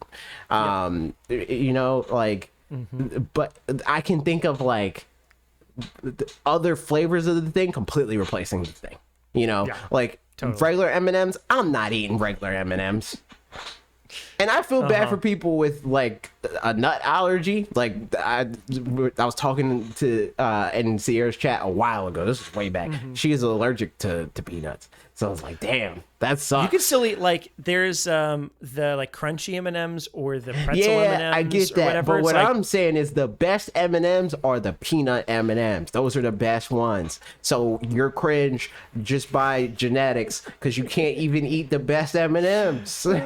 That's messed up. You're cringe and it's not even by choice. yeah. It's not Sad. even a Harsh. decision that you made. That's messed up. Trev said Dr. Pepper. RP said Funyuns. I feel like, yeah, so there are some where there's just so few extra versions Are that there? like, Hold on, wait. Yeah, Funyuns. Are there even other flavors of Funyuns? I don't know. Yeah. I mean, because like I would agree by default. Yeah, I think that sure. that sounds cursed. But I can't even. I can't even. I never even seen Flamin' hot. Okay. don't I mean, know. yeah, I would still if choose they the have original. flaming probably. hot. I don't know. I feel like I gotta go with the flaming hot. And like Dr. Pepper, I know there's the Dr. Pepper with cream soda because my father-in-law really likes Isn't that there one. cherry Dr Pepper I too? think there's cherry, and I think there's a new like dark berry or something. And I haven't tried either of those ones. But yeah, Dr. Pepper's got such like a complex flavor or whatever. There's like, yeah, sure, that's the original's good. But that's not a snack. I don't know. That's a drink. It's true. Because I had thought about that too in terms of like drinks or whatever, but they just don't have as many of the. Okay, wait a Does minute. ice cream What count? about If ice cream, but then again, no, that's not even. what true. about Oreos? Double No, stuff. I like the golden Oreos better, man. I don't. And my niece is also like that.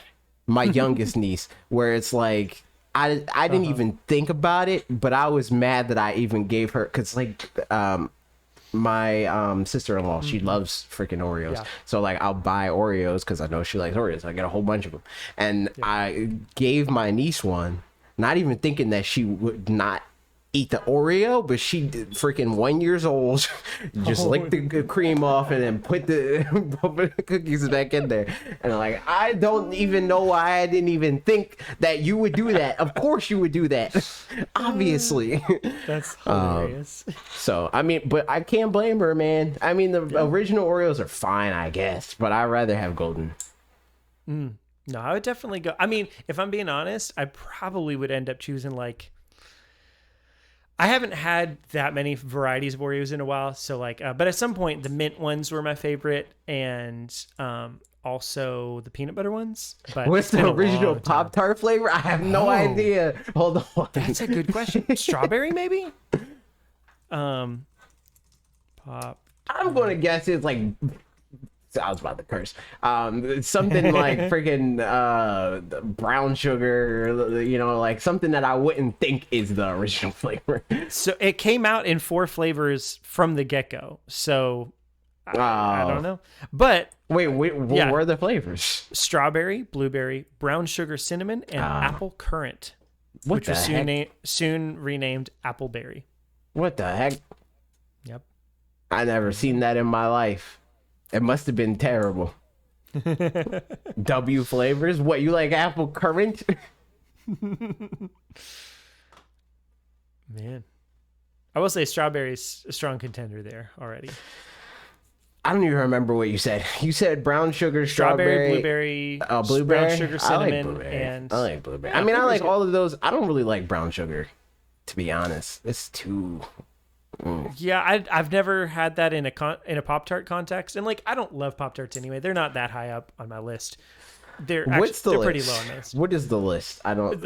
It's all of it, the whole thing. all foods? Like what? I don't know what the criteria is because I don't know where to put. I like Pop-Tarts are fine. Yeah, all right. They're all right. There it is, the hot take of the day. Apparently, Pop-Tarts are okay. apparently, my brother loves Pop-Tarts, and I was like, "Yo, we can like let's freaking content bring this, man. Let's do a Pop-Tart straight. Let's just buy all the Pop-Tarts." And he Nice. did say he wants to be on the stream. So I was like, if that's the case, let's do that. Let's just freaking buy all Pop-Tarts and then do a Pop-Tart tier list. That's fun. So that'll happen eventually. There you go. So there's that. All right. Next question. Low Rule asked, "What's your favorite voice acting performance on the Switch so far?" I have no idea. I never think about this stuff. Yeah, I have no idea. Oh, I totally know. Just freaking Ivysaur. No, 100% Fire Emblem 3 Houses. Like, no questions asked. That said, That. Xenoblade Chronicles 2 had a lot of really good stuff. I really enjoyed a lot of it, but there was also some cringy stuff that kind of like pulls it down a little bit. Sounds So like there's the that. game in general. And honestly, Breath of the Wild's voice acting, I liked a lot of the people's. Just get a real, actual, normal British person to play Zelda. If you're gonna have her do a British accent, don't have an American do a not very good British accent. So, yeah, Navi and Ocarina of Time NSO. Yeah, that's the one. The thing is, like, for me, voice acting is either terrible and distracting or it's good and fine, you know? So it's like, it doesn't really stick out for me. Unless it's bad. Yeah, I see that. Also played, I mean, yeah, Bravely Default 2's was pretty good. But yeah, Fire Emblem 3 Houses is, especially being in the Golden Deer route, and Claude is like, just was done so well. It's a good old time. So yeah, 3 Houses, easy enough. Hey, listen, classic. I still, Alec, I still want to play Triangle Strategy, but it's just gonna be a while before. You never happens, played so. that game? I'm shocked. No, well, just because it's not one that I feel like no, I can. I didn't play the demo for that. I did play the Did demo. I talk and I really about this? enjoyed That I'm probably it. gonna play the friggin' live demo. I hope you do. I'm probably gonna play the demo Nice. because For that podcast. Yeah. Just so I can at least have some sort of Makes sense. knowledge, you know. Yep. The demo's pretty But short, honestly, too, and like. Yeah. I'm probably gonna do that on stream. Nice. We'll see. I'm okay. Here's the thing. So in games I've played, I did also play more of that demo. I finished a second route or whatever, which, all right, again, like not really spoilers, but tiny little bits of things. Because whatever, it's the demo and it's the first beginning of the chapter. The shinobi route where you're like a ninja or whatever. When you kill somebody you have a battle, and after you kill them, it says lives taken 1, and then you kill more people, like lives taken 73 or whatever. To where I think it's supposed to be making me feel guilty about having, killed the people that I'm supposed to be sneaking around. Because you can just like sneak around and not do that. But I was like, I don't know, some of these guys are like bad guys or whatever. So like, I'll fight them. I don't care. And then some people like sneak up on me. And so by the end, I was like, I'm just gonna kill everybody because like then I level up and who cares, but in the demo you don't find out the results of whether or not that's bad. Like I think it probably is at the end of the next chapter or something. So for all I know, if assuming I buy this game and continue my save file, that's the transfer like save file. Then like whoever my ninja boss is going to be like, you killed so many people, what are you doing? And I'm like, I don't know, I wasn't thinking, I was just having a good old time. So yeah, curious how that pans out. That's probably what murderers say too. And like honestly, I tried looking it up. Like I just Googled like, is live alive game, is it bad to kill people as shinobi or something, and found none information. So should I ask? TBD. Well, never mind. We'll see. Yeah. That's why. I mean, we should have tried never mind. I'm so curious. What are you trying to say? I can't say it. I don't want to say it. I mean, some of the people that are here know, but I don't know the final details, so I don't want to promise anything that we're not 100% sure is definitely going to happen until we need to say it. So I'm not going to say what I was going to say, but I was going to say something pertaining to that.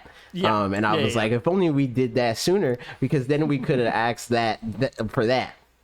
True. Mm-hmm. And that would have been a funny question to ask. We'll never know, but we will. Next question. All right. Mega Man asked, if there were 2 products you would introduce right now into the Nintendo market, what would they be and why? I don't understand what this means. I'm guessing it's like, Switch Pro and something not that, like a completely different thing. I guess I don't know what the parameters are. Yeah, I don't know what this means. Like, what does this mean? Like a new Nintendo hardware, a type of game that they don't usually make. I don't know what this means. This is too broad. Mm-hmm. Yeah, I don't know if products include software or not. That's the big question for me. Yeah, it's too broad. Let's say not software, because that's easy to answer. So doesn't necessarily have to be like game playing hardware in the like doesn't have to be like a new console or something, but just like something. I do like a actual Pro controller, like the Pro controller kind of like Xbox Elite sort of situation. Mm-hmm. I'd do that. I think that would make sense for like just for the D-pad situation. So like you can have a better D-pad and a swappable D-pad. Like I think that would be a smart idea. Mm-hmm. And second product, freaking, I don't know. Like I would do like a line of true, but also not. I would do like a line of accessories that use the Joy-Con rails for something else. Oh, that's fine. Yeah. Because I think stuff like that is neat. Yep. What that is, I don't know, but it would be like game specific. Uh-huh. Yeah. Like a train controller. I mean, I'm imagining something. I don't know why bought this is. a train controller that was like $200 or something ridiculous. That's awesome. And it's for one video game. Man. Yeah, I mean, there's some people like spend thousands of dollars on like stuff that's just for, the racing game or something like that. Yeah, You but got, that's like, different fist because chair. like they're playing like that's the game that Bob's going to play this train game twice maybe and then never again. What's the game? I don't know what the game's called. I saw him. He was streaming it yesterday. I was playing Teenage Mutant. I was playing the game, and I came in there and I renewed my sub and I was Is like, it "What did Rail you Driver? What did you do with Thomas?" And he said he skinned him, which I don't understand how you skin a train, but that's what he said. And then I left. There it is. Well, I didn't leave. I lurked, but like I like turned the volume down because I was playing the video game. Uh-huh. So I think I found the thing that you're I talking don't know about, what the game is. What, the controller? Yeah. Rail Driver. Yeah, but he's making a video on it, so it's a tax deductible worst case. That's a fact, and he's going to make money on it for sure. But I'm just saying, like, that's crazy.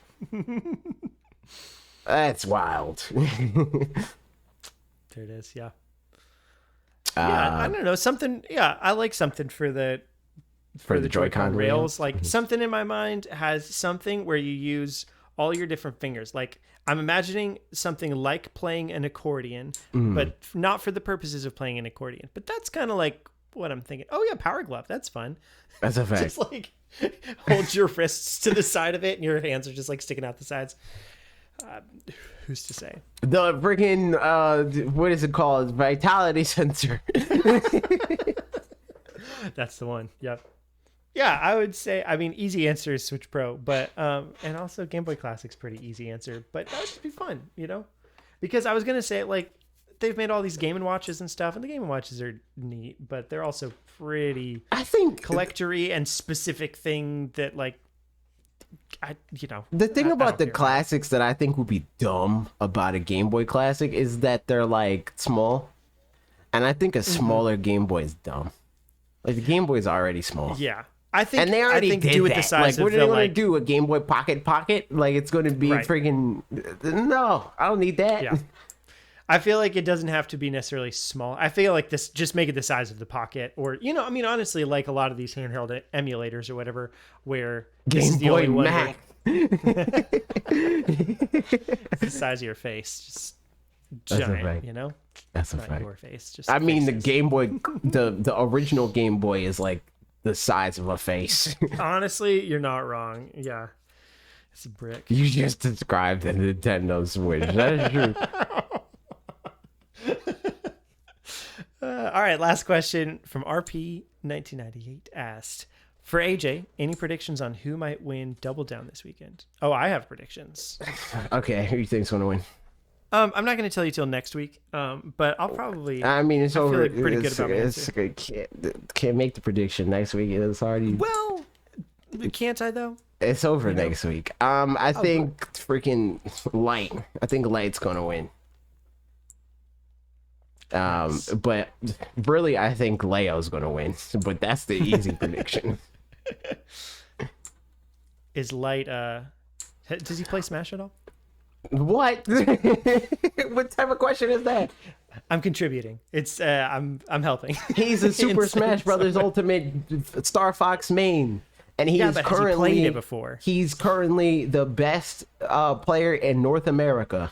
Whoa, good job. Well, and not North America because freaking Mexico's in North America. So he's the best U.S. Super Smash Brothers player currently. It used to be Tweak, but Tweak been falling off. He's like number 5 right now. It's not in the U.S. He's definitely like number 2 or 3 in the U.S. But like worldwide, he's like number 5. Cringe. Imagine being number 5 of the video game that has 20 million plus players, 30 or something like that, you know. Cringe. Couldn't be me. But anyway, yeah, no, he needs to get back to Pokemon trainer, man. Ever since he freaking playing all these other characters, it's fall from grace. Not true. I mean, it is true, but I think that he should play whoever he wants to play. Nice. Yeah. But yeah, no, Light or MKLeo. Mm-hmm. So I'm thinking Roderick the Decimator. I totally. That's a new player. Is he local? Is he a Las Vegas local? He's the most local. He has never stepped foot off of the Las Vegas Strip specifically. He has Doesn't lived even there. exist yet. That's how local he How's is. he going to win then? Oh, he's gonna materialize by then. And he's going to be a fully formed human that is good at Super Smash Brothers. Yeah, Roderick the Decimator. You know, That's crazy. good. So there it is. That's the podcast. We did the thing. Everybody like, comment, subscribe. Freaking, you know, rate the podcast. Download it on your phone or whatever. Goodbye. See you guys.